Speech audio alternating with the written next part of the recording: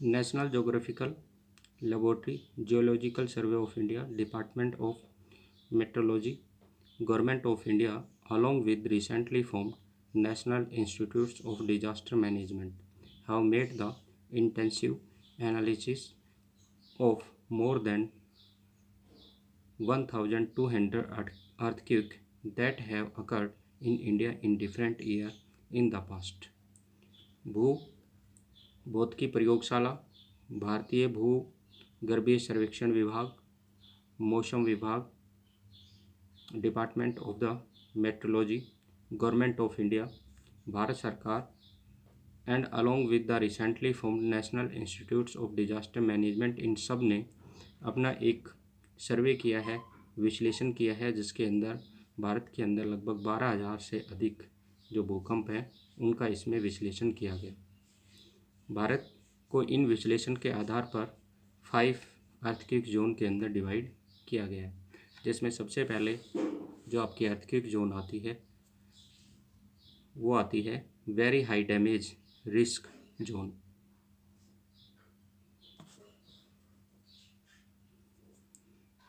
Very high damage risk zone, high damage risk zone, moderate damage risk zone, low damage risk zone, very low damage risk zone.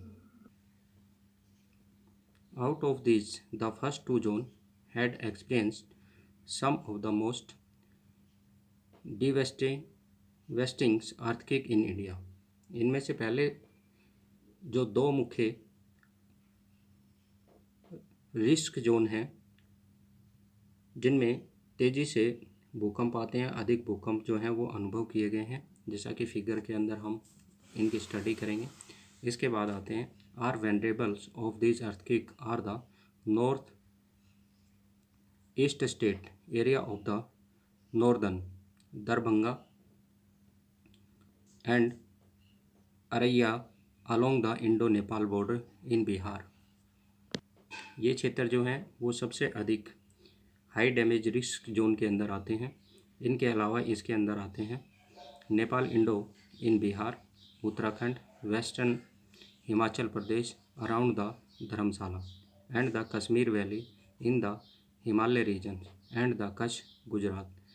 These are include in the very high damage risk zone. इनको आपको ध्यान में रखना है। बहुत सी बार ये map में आपसे पूछ लेते हैं कि कौन कौन से रीजन जो हैं वो हमारे high damage earthquake risk zone के अंडर आते हैं। These are include in the very high damage risk zone, similarly in the remaining part of the Jammu and Kashmir, Himachal Pradesh, northern part of Punjab, eastern part of Haryana, Delhi, western part Uttar Pradesh, northern Bihar fall under the high damage risk zone. ये state जो है ये हमारे high damage risk zone के अंदर आते हैं।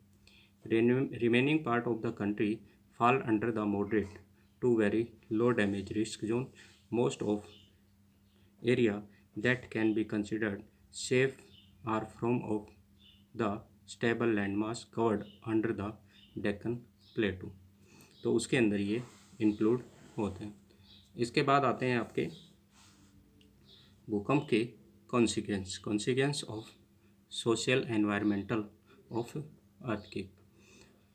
Social environmental consequence of earthquake, भूकंप के सामाजिक और पर्यावरणीय परिणाम जो हैं वो क्या होते हैं। The idea of an earthquake is often associated with fear and horror due to the scale, magnitude and suddenness at which it separate disaster of one of the shaper of the earth without discrimination। तो ये भूकंप के साथ भय जुड़ा हुआ होता है, डर जुड़ा हुआ होता है और ये भूतल पर एक बड़ा विनाश होता है। अधिकतर जनसंख्या घनत्व वाले क्षेत्रों में यह आपदा बहुत ही अधिक खतरनाक हो जाती है। ये न सिर्फ बस्तियों, बुनियादी ढांचे और परिवहन, संचार, उद्योग और विकासशील क्रियाओं को ध्वस्त करती है, परंतु लोगों के पीढ़ियों से संचित किए हुए सामाजिक और सांस्कृतिक विरासत का भी ये नुकसान पहुंचा देती है। Infrastructure, settlements, transport, communication network, industries and other development activity but also robes the populations of their material and socio-cultural gain that they have preserve or generation. It renders them the homeless, which put the extra pressure and stress particularly on the weak economy of the developing country. इसका प्रभाव जो है वो सबसे अधिक कमज़ोर अर्थव्यवस्था वाले विकासशील देशों पर पड़ता है, क्योंकि इनकी जो जनसंख्या होती है वो अधिकतर बेघर हो जाती है, होमलेस हो जाती है, और उनका आर्थिक विकास का जो इंफ्रास्ट्रक्चर होता है, इकोनॉमिक डेवलपमेंट का जो इंफ्रास्ट्रक्चर होता है वो वीक हो जाता है, कमज़ोर हो जाता है। इसके बाद आते हैं effect of earthquake. Earthquake have all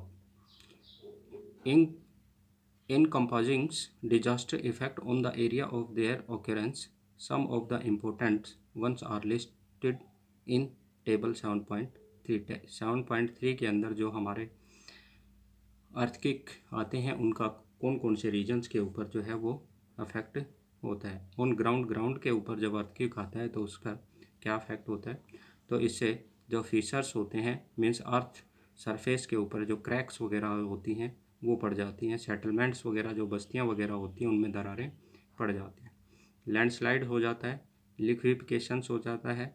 लिक्विफिकेशंस means होता है लिक्विड पदार्थ जो होता है वो बह करके आगे बढ़ना स्टार्ट हो जाता है। अर्थ प्रेशर पृथ्वी के ऊपर दबाव बढ़ जाता है, और पॉसिबल चेन इफेक्ट और इससे रिलेटेड जो अफेक्टेड होते हैं वो स्टार्ट हो जाते हैं। इसके बाद आते हैं on man made structure. Man made structures जो होते हैं उन पर क्या होता है, क्रैकिंग, स्लीडिंग्स, ओवरटर्निंग, बकलिंग्स, कोलैप्स, ये हमारे जो मैन मेड स्ट्रक्चर्स होते हैं उनके ऊपर हो जाते हैं। जैसे दरारें पड़ना होती है, स्लीडिंग्स होते हैं, खिसकना, जो रॉक्स वगैरह होती हैं वो खिसक जाती हैं। ओवरटर्निंग जो होते हैं, हमारे जो घर वगैरह होते हैं वो उलट पुलट हो जाते हैं। इस प्रकार से कोलैप्स, जो माइनिंग वगैरह होती हैं वो धंस जाती हैं। इस प्रकार से ये हमारे मैन मेड स्ट्रक्चर के ऊपर अफेक्टेड डालती हैं। ऑन वाटर के अंदर वेव्स आ जाती हैं। हाइड्रोडायनेमिक प्रेशर इंक्रीज हो जाता है। जल के अंदर तेज़ी से गतिशीलता उत्पन्न हो जाती है। सुनामी इंक्रीज हो जाती है, और इनसे रिलेटेड जो प्रॉब्लम्स हैं वो क्रिएट हो जाती हैं। तो ये आपकी थी अर्थक्वेक के इफ़ेक्ट जो हमारे on ground, on man made structure और ऑन वाटर के ऊपर होता है। Apart from this, earthquake also have some serious and far-reaching environmental consequences. Surface seismic wave produce fissures of the upper layers of the earth crust, through which water and other volatile materials gush out of the inundations and the neighboring area. Earthquakes are also responsible for landslides, and often these cause obstructions in the flow of river and channel, resulting in the formations of the reservoirs. Sometimes rivers also change their course, causing flood and other calamities in the affected area. भूकंप से पर्यावरण के दूरगामी प्रभाव जो है वो दिखाई देते हैं। भूप्रपट्टी पर धरातलीय दरारें पड़ जाती है, जिससे पानी तथा दूसरे ज्वलनशील पदार्थ बाहर निकल जाते हैं, और इससे एनवायरनमेंट डिग्रेडेशंस की प्रॉब्लम आ जाती है। आसपास के क्षेत्र जो हैं वो जल के अंदर डूब जाते हैं, क्योंकि भूकंप के कारण से जो नदियां होती हैं वो अवरुद्ध हो जाती हैं। जो हमारे अर्थक्वेक होते हैं, लैंडस्लाइड होता है, जिससे हमारे जो रिवर फ्लो होता है वो ऑब्स्ट्रक्शंस हो जाते हैं, बंद हो जाते हैं, जिसके कारण से उसके नियर बाई एरिया के अंदर जो फ्लड का इफेक्ट हो जाता है, बाढ़ की स्थिति उत्पन्न हो जाती है। Earthquake hazards and mitigations.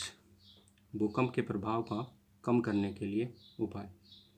Unlike other disaster, the damage causes by earthquake are more devastating, since it also destroyed most of the transport and communication link. Providing timely relief to the victims becomes difficult, क्योंकि इससे हमारा transport system, communication system जो होता है वो disturb हो जाता है, टूट जाता है, जिससे हमारे परिवहन और संचार के जो लिंक होते हैं वो समाप्त हो जाते हैं, जिससे जो प्रभावित लोग होते हैं उन प्रभावित लोगों तक राहत सामग्री पहुंचाना, उसको रेस्क्यू टीम पहुंचाना बहुत ही मुश्किल हो जाता है। Hence the next best options is to emphasis to disaster preparedness and mitigations rather than creative major such as. इस प्रकार से इनके प्रभाव को कम करने के लिए, उसके नुकसान को कम करने के लिए, इनसे निपटने के लिए इनकी तैयारी रखना और इन आपदाओं से निपटने के लिए व्यवस्था करना ही इसके लिए एक बहुत अच्छा तरीका है। इसमें सबसे पहला पॉइंट आता है आपका एस्टेब्लिशिंग अर्थक्वेक मॉनिटरिंग सेंटर। जिस रीजन्स के अंदर अर्थक्वेक की पॉसिबिलिटी रहती है या उसमें पास्ट का एक्सपीरियंस होता है, उस रीजन्स के अंदर सिस्मोलॉजिकल सेंटर सेटअप करके वहाँ पर अर्थक्वेक मॉनिटरिंग सेंटर सेटअप करके उनको रेगुलर मॉनिटरिंग किया जाए।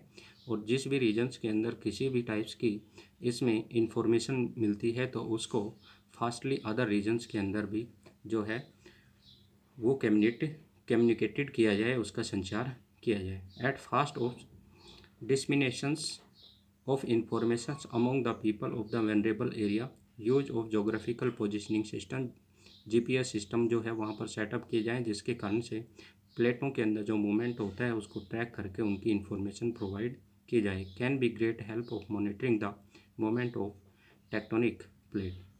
नेक्स्ट जो आता है preparing the vulnerability map of the country को एक अपना मैप तैयार करना चाहिए। जैसे कि अभी हमने बताया था high risk zone, moderate risk zone, low risk zone, very low risk zone.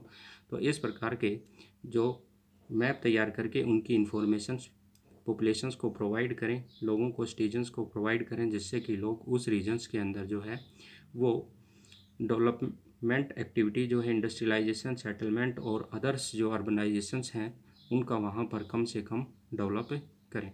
इनको एजुकेशन सिस्टम वगैरह के अंदर भी इंक्लूड किया जाए, जिससे कि जो स्टूडेंट्स हैं वो इनको पढ़ करके और उस रीजन्स के अंदर कम से कम डेवलपमेंट एक्टिविटी में इन्वॉल्व हों। नेक्स्ट आता है modify the house type of the building design in the vulnerable area and the discouraging constructions of the high risk building high rise buildings, large industrial establishment and big urban centre in such area. जो भूकंप प्रभावित क्षेत्र हैं, भूकंप प्रभावित क्षेत्रों के अंदर जो बिल्डिंग्स होती हैं, घर वगैरह होते हैं, उनके डिज़ाइन जो हैं वो इस प्रकार से तैयार किए जाएं जिससे कि उन पर भूकंप का प्रभाव है वो कम से कम हो। Finally making the mandatory to adopt earthquake resistance designs and use light material in major constructions activity in the vulnerable area. जो भूकंप से प्रभावित क्षेत्र है उनमें भूकंप प्रतिरोधी इमारतें बनाना, हल्के